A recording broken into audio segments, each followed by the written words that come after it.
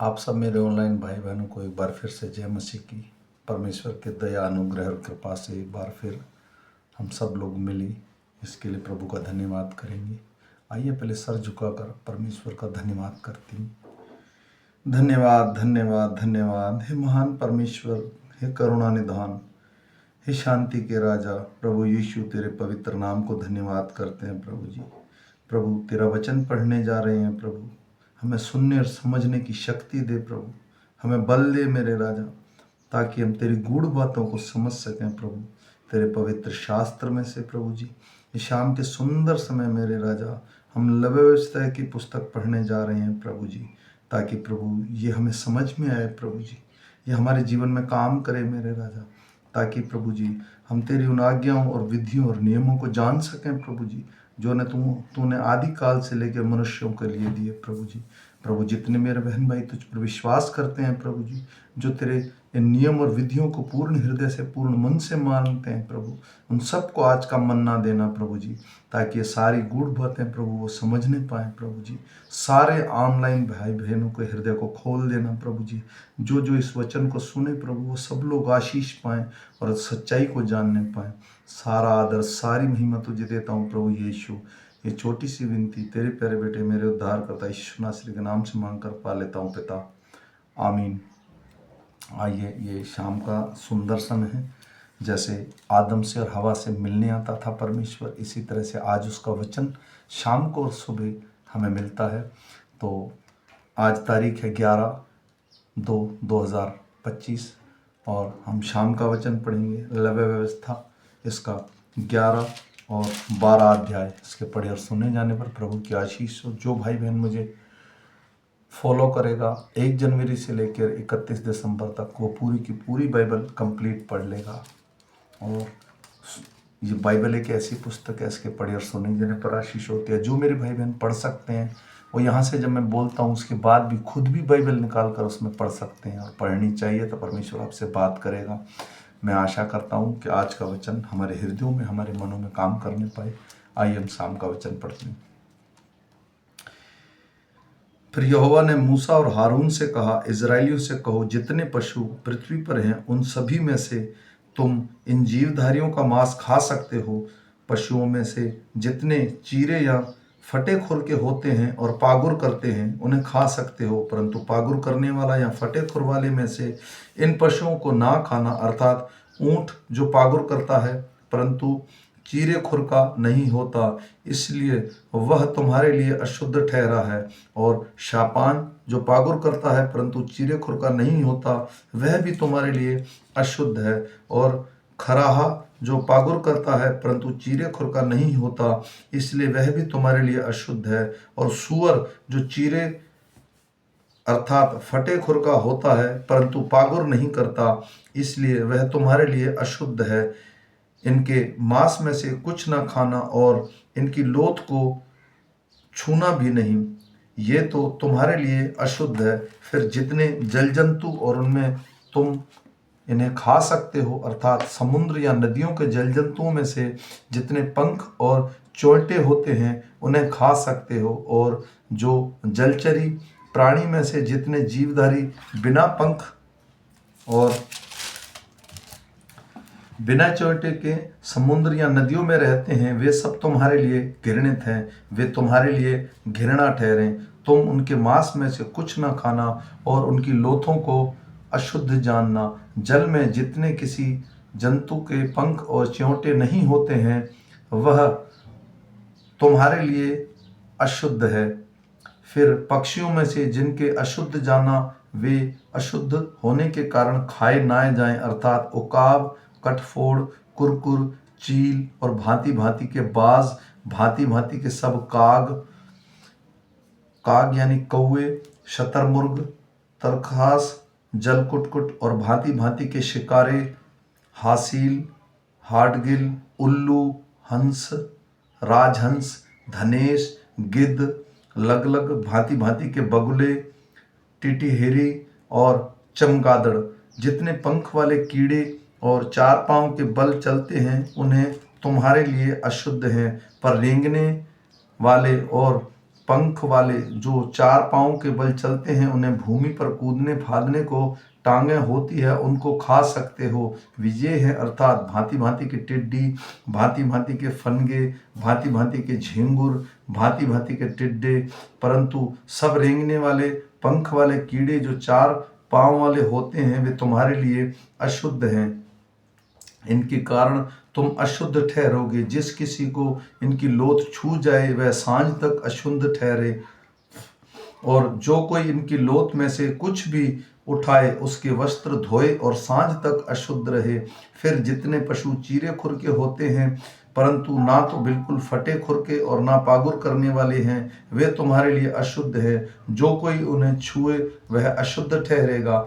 और 4 पाँव के बल चलने वाले कितने पंजों के बल चलते हैं, वे तुम्हारे लिए अशुद्ध हैं। जो कोई इनकी लोथ को छुए वह सांझ तक अशुद्ध रहे, और जो कोई इनकी लोथ उठाए अपने वस्त्र धोए और सांझ तक अशुद्ध रहे, क्योंकि वे तुम्हारे लिए अशुद्ध हैं। जो पृथ्वी पर रेंगते हैं, उनमें से ये रेंगने वाले तुम्हारे लिए अशुद्ध हैं, अर्थात नेवला, चूहा, भांति भांति की गोह और छिपकली, मगर, टिकटिकी, सांडा, गिरगिटिन, सब रेंगने में से तुम्हारे लिए अशुद्ध हैं। जो इनकी लोथ को छुए वह शांत तक अशुद्ध रहे, और इनमें से किसी की लोथ जिस किसी वस्तु पर पड़े वह भी अशुद्ध ठहरे, चाहे किसी काठ का कोई पात्र हो, चाहे पात्र खाल, चाहे बोरा, चाहे किसी काम का कैसा भी पात्र आदि क्यों ना हो, वह जल में डाला जाए और सांझ तक अशुद्ध रहे, तब अशुद्ध समझा जाए। और यदि मिट्टी का कोई पात्र हो, उसमें इन जंतुओं में से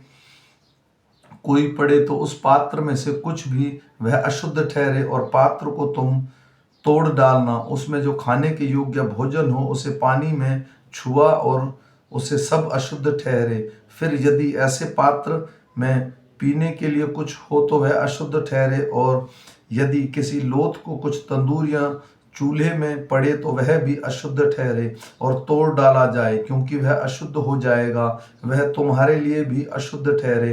परंतु सोता या तालाब जिसमें जल इकट्ठा हो तो वह शुद्ध ही रहे, परंतु जो कोई इनकी लोथ को छुए वह अशुद्ध ठहरे।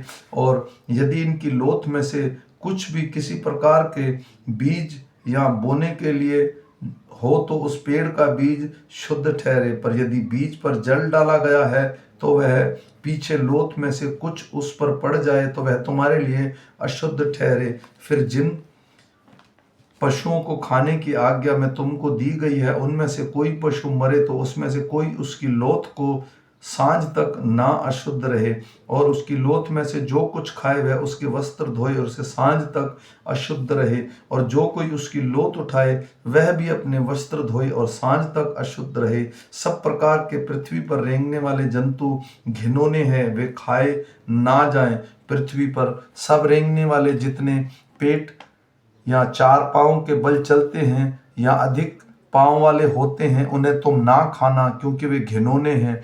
तुम किसी प्रकार के रेंगने वाले जंतु के द्वारा अपने आप को घिनौना ना करना, और ना उनके द्वारा अपने को अशुद्ध करके अपवित्र ठहराना, क्योंकि मैं तुम्हारा परमेश्वर यहोवा हूँ।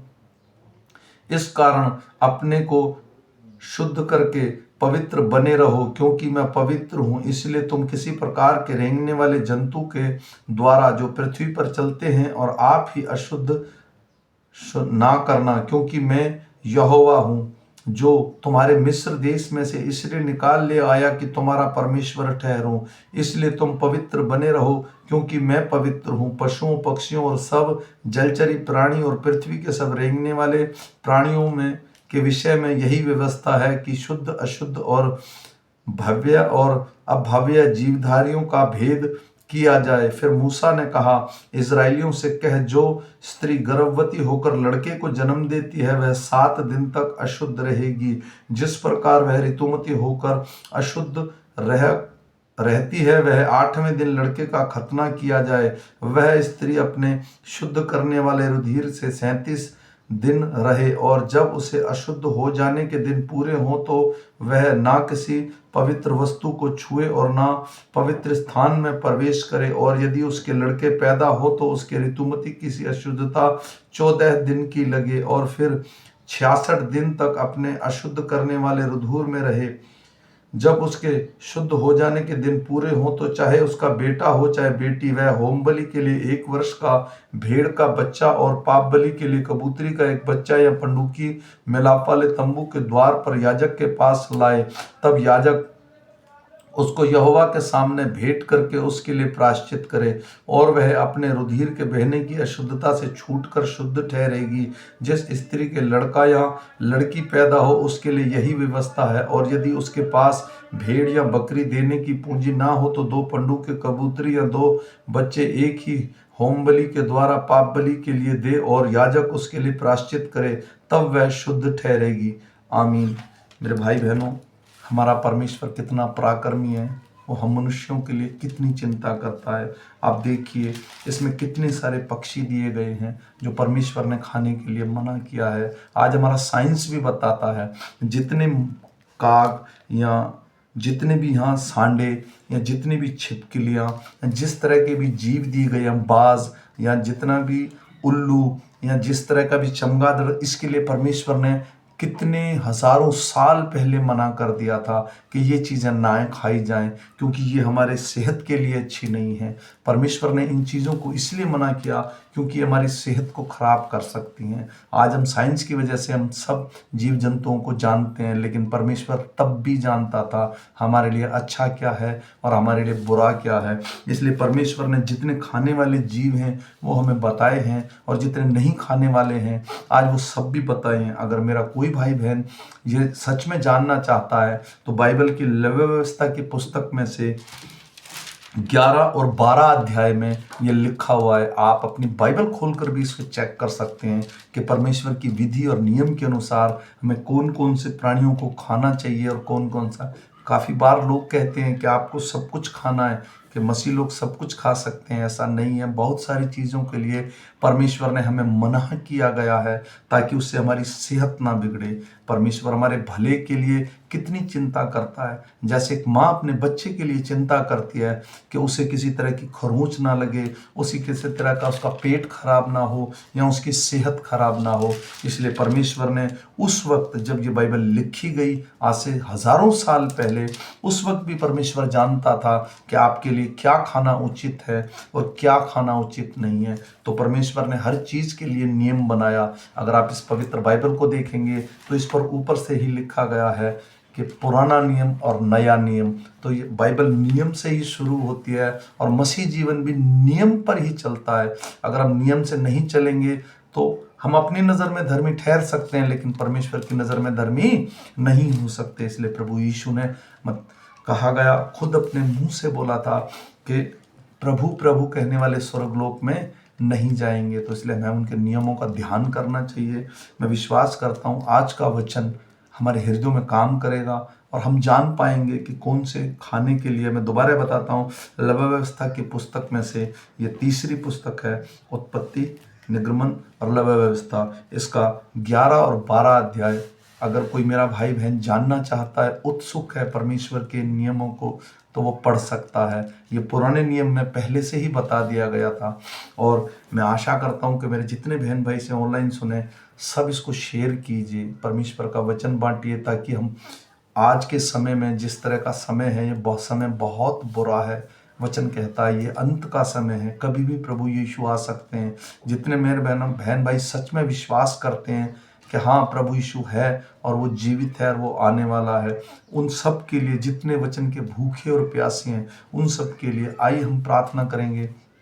उन सब भाई बहनों के लिए जो आज किसी दुख में या परेशानी में, तो ऑनलाइन धन्यवाद मेरे राजा, जितने मेरे ऑनलाइन भाई बहन हैं प्रभु, जिन्होंने वो ये वचन सुना प्रभु जी, ओ प्रभु उनके हृदय में, उनके मन में, उनके घरों में, उनके जीवन में, उनके बिजनेस में तेरा बढ़ा हुआ हाथ दिखे प्रभु जी।